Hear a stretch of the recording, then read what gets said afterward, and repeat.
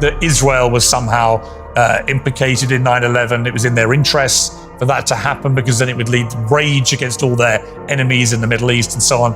But do you tackle that kind of conspiracy theory in the series? Benjamin Netanyahu on camera right after said this is a good thing because it brings the United States into a conflict that we've been involved in on an existential level for decades. He said that out loud. I'm not guessing, you can pull the tape.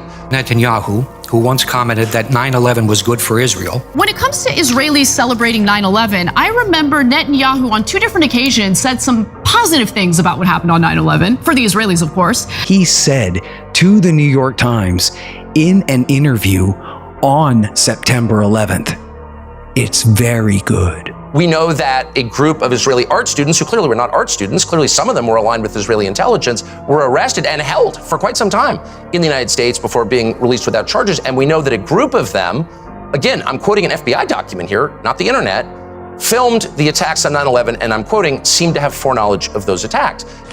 It began when this woman was watching the Twin Towers burning from her apartment in New Jersey. She noticed 3 men on top of a van, posing for pictures with the towers burning in the background. And I could see that they were like happy. You know, they didn't look shocked to me. You know, they didn't look shocked. I thought it was very strange. The witness called police, who stopped the van hours later and arrested 5 men. All 5, it turns out, were Israeli. They were turned over to the FBI.